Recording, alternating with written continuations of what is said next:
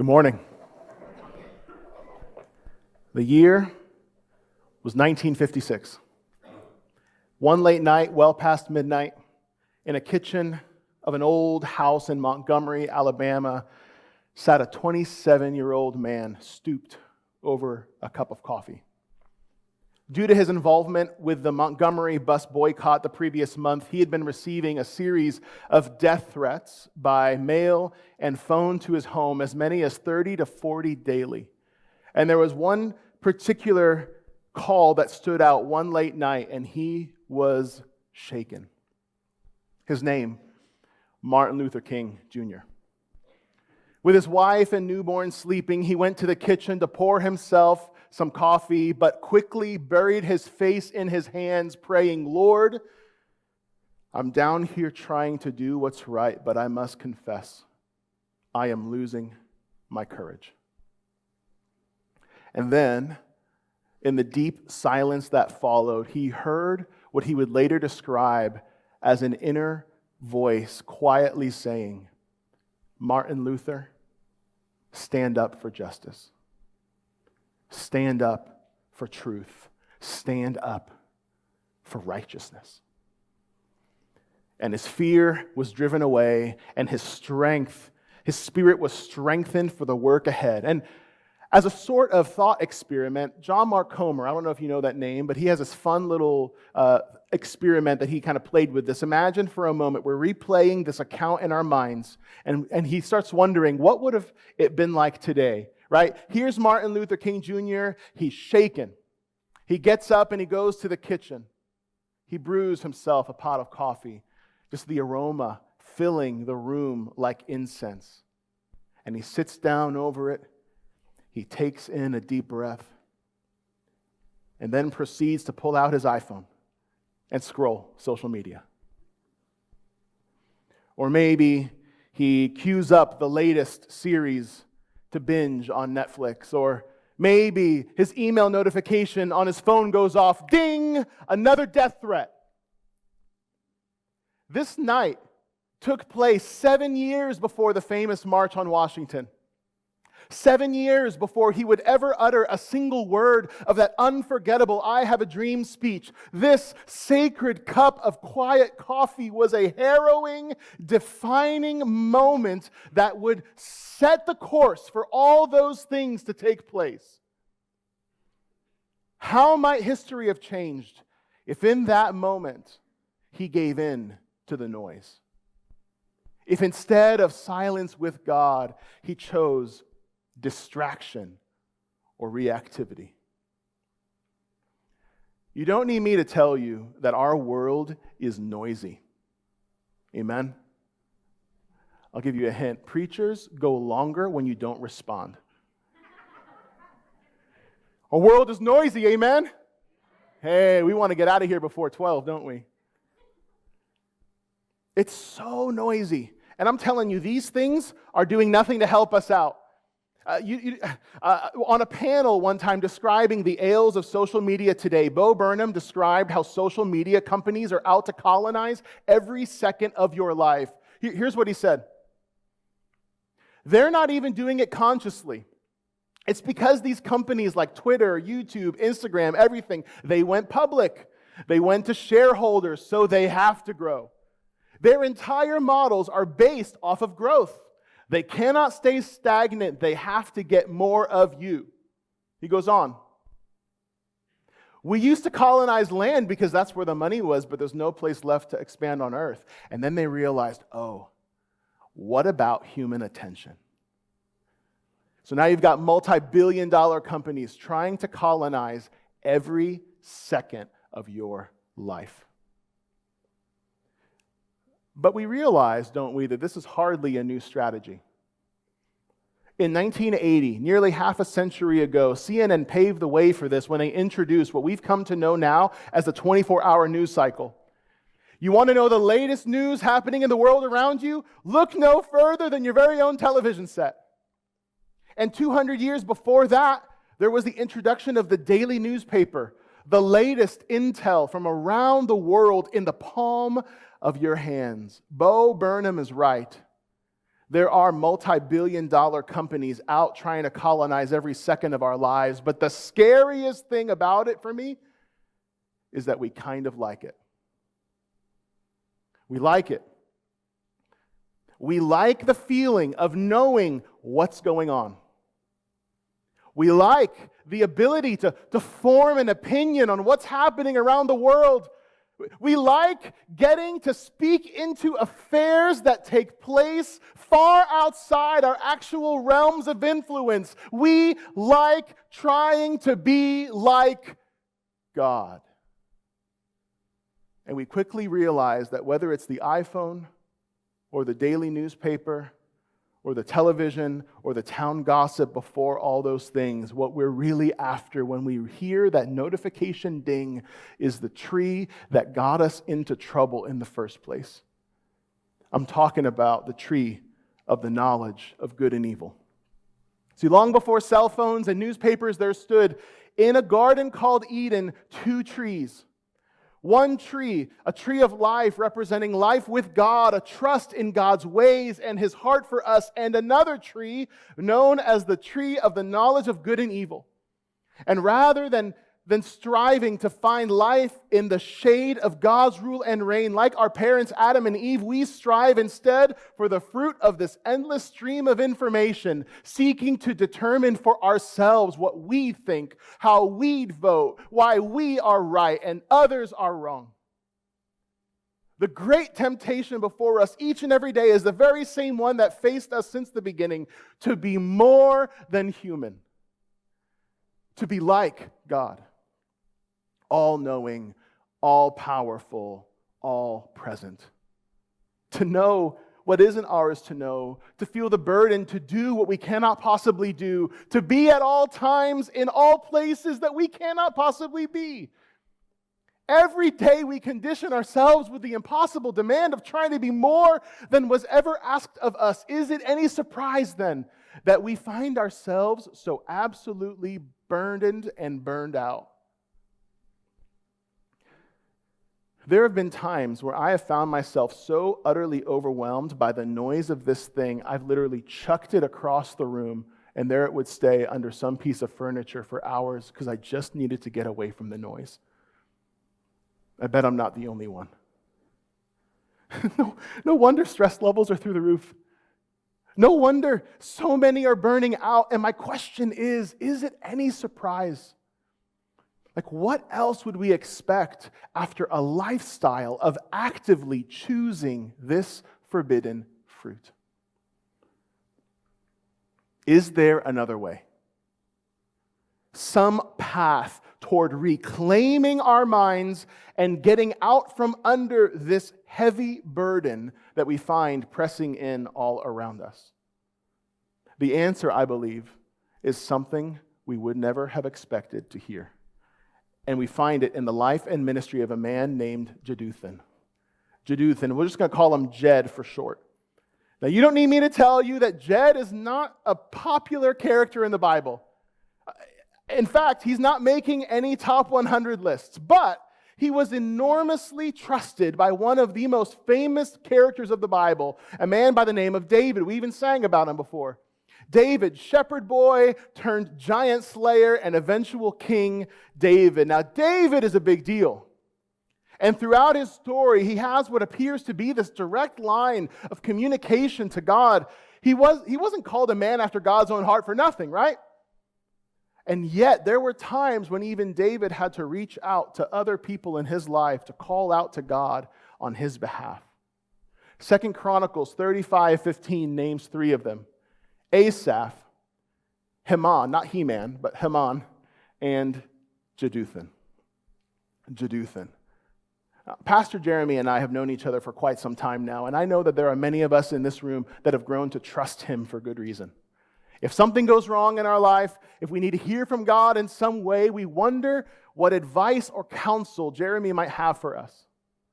But my question is, who does Jeremy go to when he needs wisdom?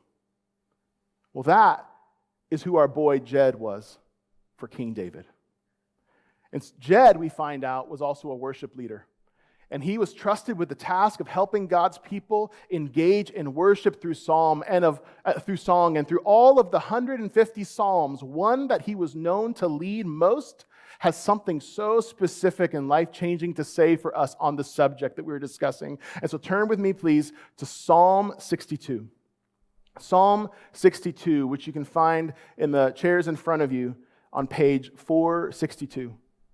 I was alerted that these hardback Bibles are yours to take if you don't have one of your own. If you don't have a Bible of your own, I should say. Psalm 62. Now, I know all of you read and preach from the NIV here at New Story. I have to apologize, though. While I was preparing this psalm, I actually studied it in a different translation and got kind of stuck on some of the verbiage. I'm just giving you a heads up, a quick note. There might be some subtle differences between these Bibles and what's on the screen, but I'm just telling you, it's the same Word of God, just some slightly different words. But I trust that God's going to make clear to us all what He's calling us to do with it. So with that, who's ready to read Psalm 62? We want to get out of here before 11:45? What's happening? Who's ready to read Psalm 62? Amen. All right. We're going to start now with verse 1. For God alone my soul waits in silence. From Him comes my salvation. So to our question of how to reclaim our minds and get out from under this heavy burden that presses in around us, Jed advises we learn to become comfortable with silence. Specifically, silence with God. And he continues to tell us why. Verse 2. God alone is my rock and my salvation, my fortress. I shall not be greatly shaken. So he's saying, without God, I'm going to be I'm shaking in my boots without God. Why? Well, here's the situation. Look at this, verse 3. How long will all of you attack a man to batter him? Like a leaning wall, a tottering fence. They only plan to thrust him down from his high position. They take pleasure in falsehood. They bless with their mouths, but inwardly they curse. He's like, I'm being attacked. I'm berated. I'm being bullied for my own frailties. People are speaking lies about me. Fake news, anyone? I'm surrounded by people who flatter me to my face, but they stab me in the back. And then he finishes out verse 4 by saying, Selah. Selah. Now, Selah is a word in Hebrew that we're not 100% sure what it means. Some say it's like a musical break. Psalms are songs after all. So maybe it's this cue for when the bass kicks in, or maybe Jed just starts shredding on the harp. I don't know. I love how Eugene Peterson joked about this. He said, since none of us really knows what it means, maybe it's actually a cuss word the worship leader accidentally slipped when he broke a guitar string. Selah, you know? Jokes aside, the best or closest interpretation of this word, it seems, is to stop and listen. It's to pause. To sit back, to reflect on what you just heard and let it soak in. But given the context here, I'm going to take a guess that it's not a calm, like, pause. No, this one feels a bit more exasperated, right? One of those groanings with which there are no words to speak. Face buried deep in your hands where you've got nothing left. That, I believe, is Selah right here. What are we supposed to do? Like in the midst of all the noise, what can we do? Jed patterns it for us once more in verse 5. For God alone, my soul wait in silence, for my hope is from God. Wait in silence. The answer to the noise around us, the chaos around us, the busyness, the hurriedness, just the rushing, the ceaseless rushing of it all, the answer, silence.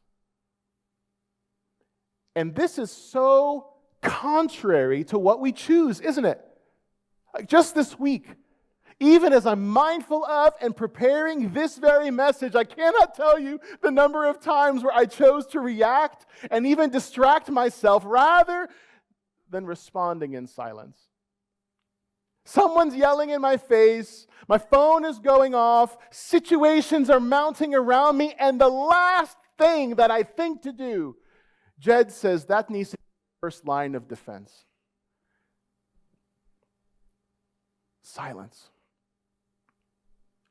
Unless we think this is just another sermon by yet another preacher that helps us realize all the things we should be doing that does nothing to actually help us understand how to do it, Jed spends the rest of this psalm outlining 5 steps that we can begin to implement today. 5 keys of cultivating a spirit or a sanctuary of silence within ourselves to help us navigate this noisy world of reactivity around us. The first step is wait. Wait. If you're a note taker, I encourage you, write this down. You're going to come back to this, hopefully, time and time again. When emotions rise and turmoil starts to churn inside, the psalmist says, wait. In fact, he said it twice now. We saw it earlier in verse 1, right? It said, for God alone, my soul waits in silence. Next slide. And then again in verse 5, for God alone, O my soul, wait, twice in this psalm. Now this is going to seem obvious, but it bears repeating. He's repeated himself already. When you want to react, when you want to explode, when the frustration is building up inside to a boiling point and you're about to burst, pause. Hold on. Selah. Wait. Waiting is the first key step of silence.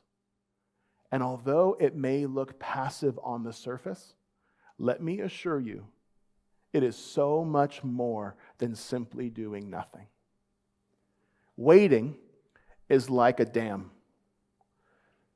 holding on and not breaking despite the massive amounts of water pressing in against it. See, waiting is heroic. Waiting is strong. The prophet Isaiah speaks to this in Isaiah 40, verse 31, when he says, those who wait on the Lord shall renew their what? Their strength. They will soar on wings as eagles. They will run and not grow weary. They will walk and not faint. Is there anyone here who is weary? Anyone here who knows, like you're feeling so faint-hearted and yet you know that there's work to do and races to be run and skies to be soared? If that's you, the scriptures invite us into an alternative way. And it begins with waiting. Why? Psalm 62 verse 6 continues, because God only is my rock and my salvation. He's my fortress, I won't be shaken. On God rests my salvation and my glory. My mighty rock, my refuge is God. Trust in Him at all times, O people. Watch this. Pour out your heart before Him, because God is a refuge for us. Selah. So our first key to cultivating silence is to wait. But then what? We pour. Pour. Wait and then pour. He says, pour out your heart before God. There can be a sense in which it feels spiritual and strong to share nothing with anyone. And yet, here we are clearly told, pour it all out. Why? Because sometimes it is impossible to know what is inside until it's been all poured out. I've got 2 containers here. 2 containers. One that's clear and empty, and the other that's not. Any guesses what is in this travel mug right here? Any guess what color this might be? Well, let's find out.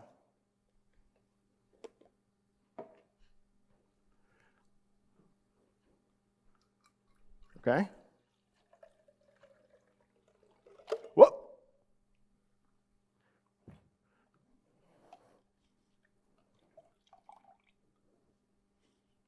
Little McDonald's He-Man, He-Man, Masters of the Universe villain right here, Skeletor.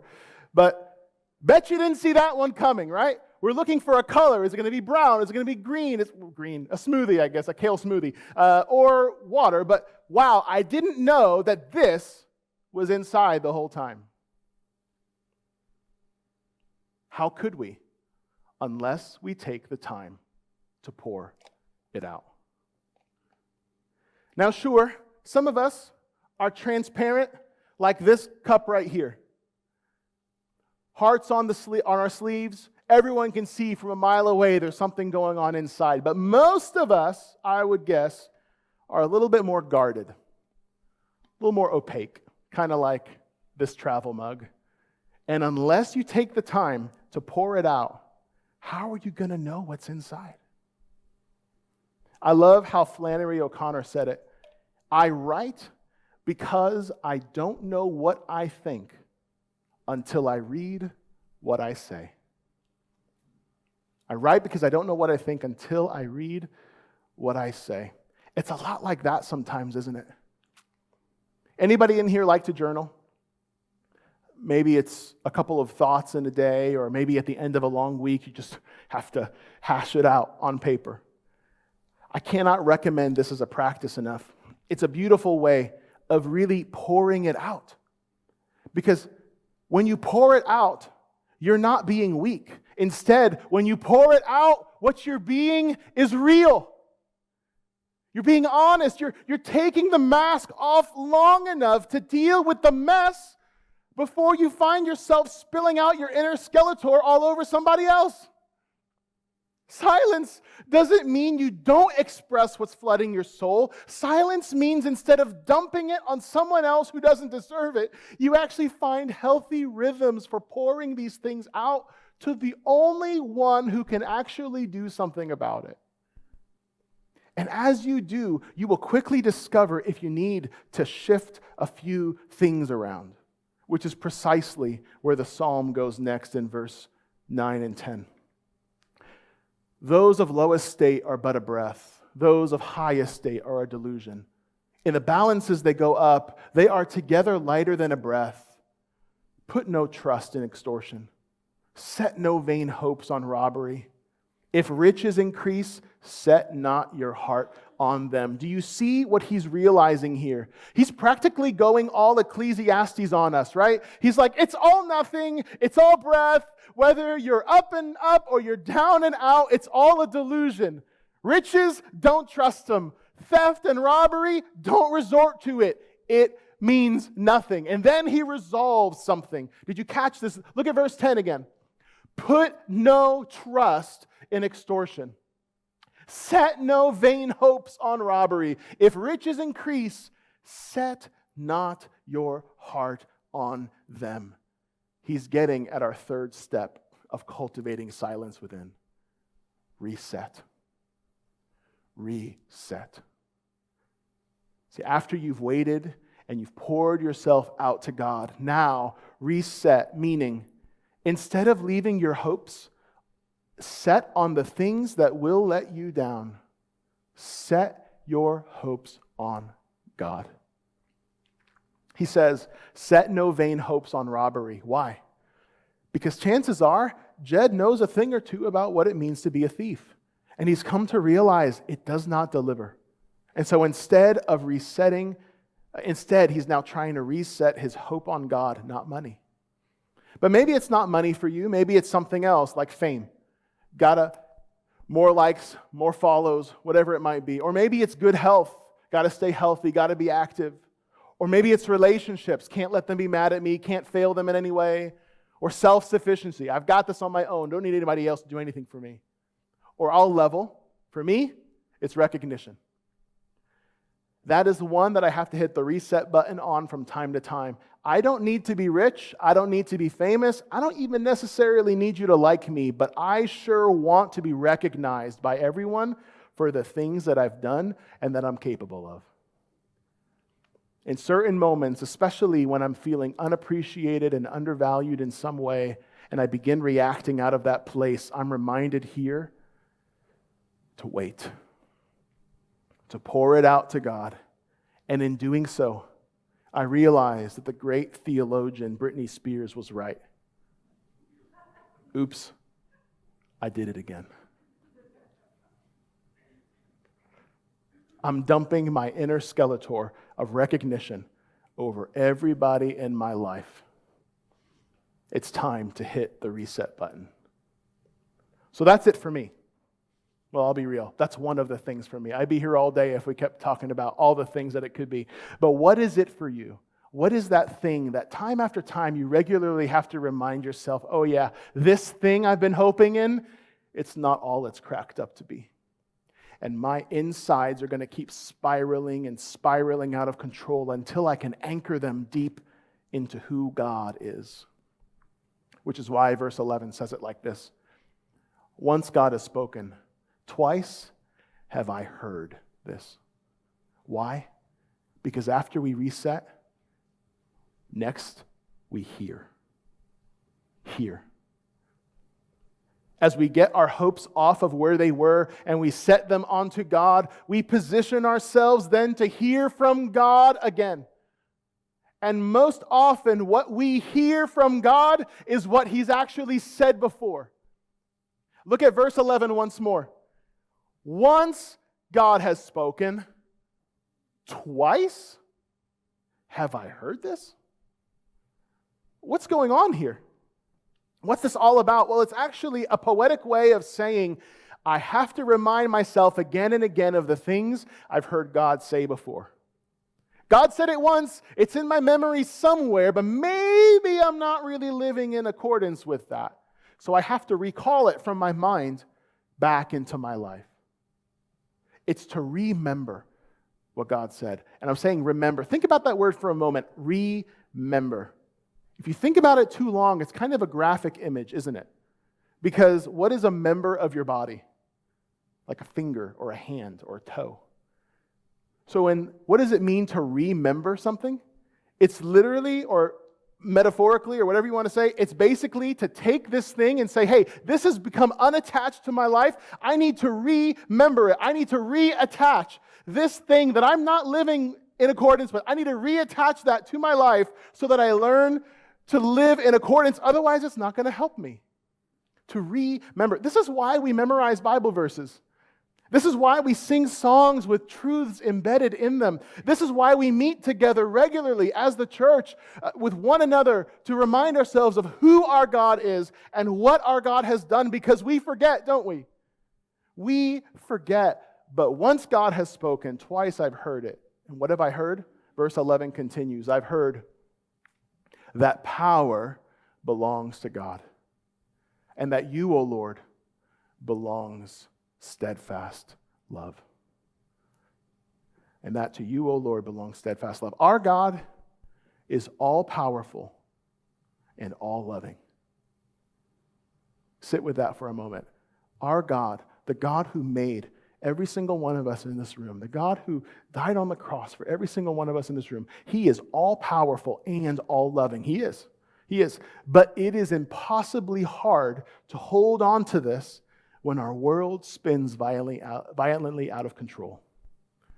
And so sometimes we forget. We forget that He's all-loving. We forget that He's all-powerful. But imagine for a second that you didn't. Imagine for a second that you didn't forget.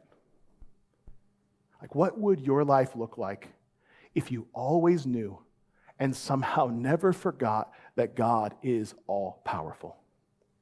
That He's on the throne and He's never falling off? What if you somehow always knew and never forgot that God is all-loving?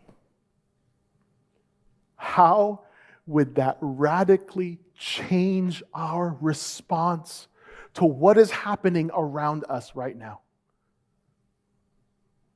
How would knowing that God's power and His love are forever and eternal change this very circumstance you are in this very moment? It would lead and result in our fifth and final word, which is to trust. Trust. That's what verse 8 said.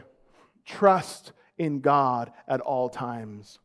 Trust in God at all times, which is why verse 12 closes out our psalm by saying, "For you, God, will render to a man according to his work." What he's saying is, trust in God all the time, because it's not riches and it's not health and it's not fame or anything else that will make you right in the end. It will not make everything right in the end. Only God can do that. And so, trust. So here's what we're going to do with the time that we have remaining. We're going to sit in silence for a while, because the only way that we can learn to react with silence in a heated moment is to take time regularly out of our day to actually put it into practice. We do this in sports, we do this in music. Maybe it's time we try this too with silence. And to show how seriously I think this is for us, we're going to put this into practice right now together. Now, I'm going to give you a heads up. It might feel a little awkward at first, but the fact that it's so foreign to us is precisely why we need to incorporate a practice of silence regularly into our lives. So we're going to use our 5 keys to silence right now. Starting with our first word, wait. Now, I want to invite you to find a comfortable position. Maybe you want to sit. Maybe you want to kneel. But right where you are, I want you to get comfortable. If I'm you, I probably would put my hands kind of like this, in a posture of receiving, in a posture of letting go, open hands, and just relax. Take a deep breath in through your nose, out through your mouth, and let's wait in silence.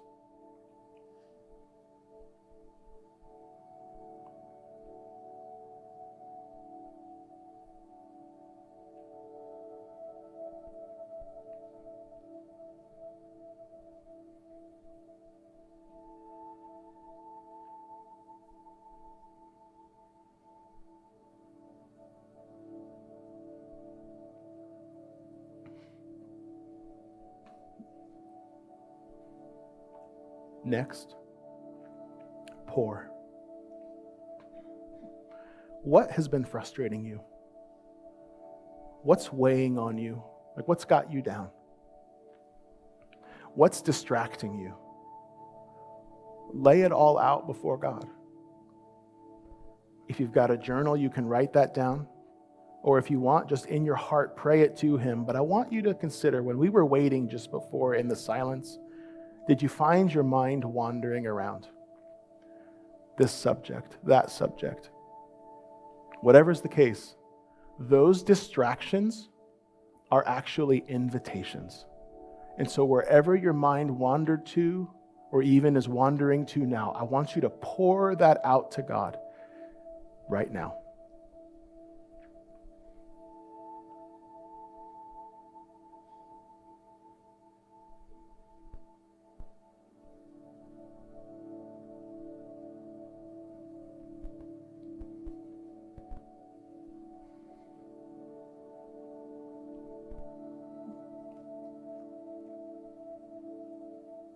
Third, reset.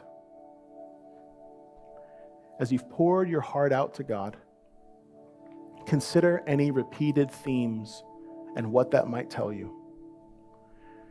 Have you been setting your hopes in your work? Maybe too much of your identity in your relationships? Are there good things that have become so important to you that they've taken the place of God in your life? Maybe you need to relinquish control in a particular area. Whatever it is, reset means to set it aside and to set your hopes once more on God. So let's reset.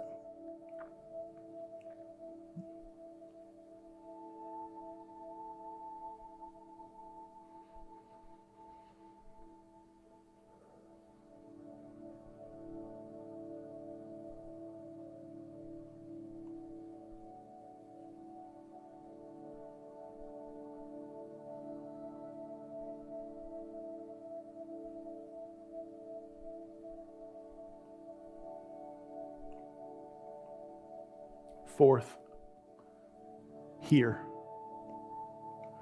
as you sit in quietness and you've poured it all out to Him and you've reset your hopes on Him, I want you to think, what scriptures come to mind? What's He saying? Or perhaps, what have you heard God say before, and it's time to recall that now and act on it? Listen, hear, and let's remember.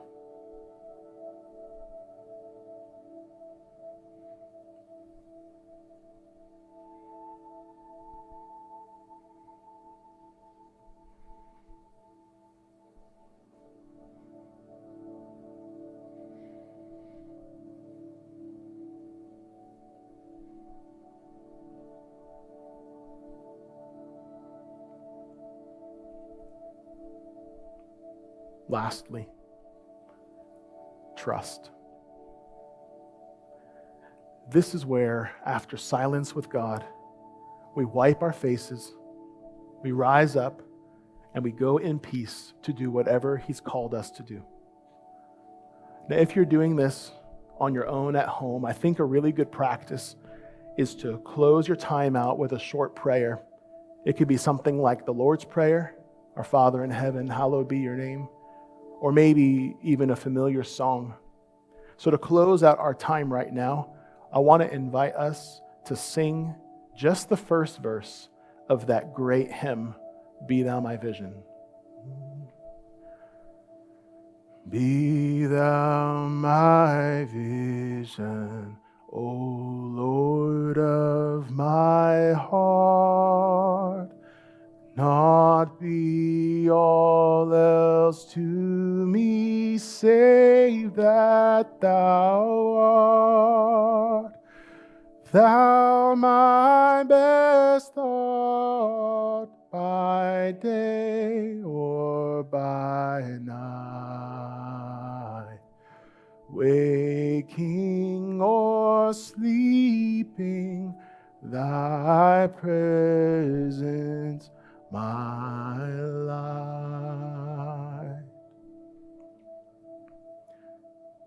So that is the blessing of silence in a nutshell. How do you feel? How do you feel? Pretty good, right? It's not hard, but it's not natural, is it? So here's what I wanted to invite you to do. Sometime this week, try it out for yourself. Personally, I've started setting a 10-minute timer each day around lunchtime, around noon each day, and it goes off to process the morning and to get my heart right for the rest of the day. But you can try this at whatever time works for you.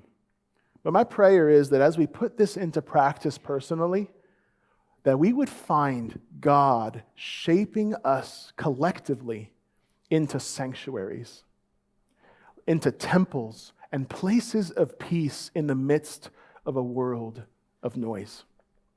So, thank you for inviting me to be here with you this morning. God bless, and may His peace be with us today.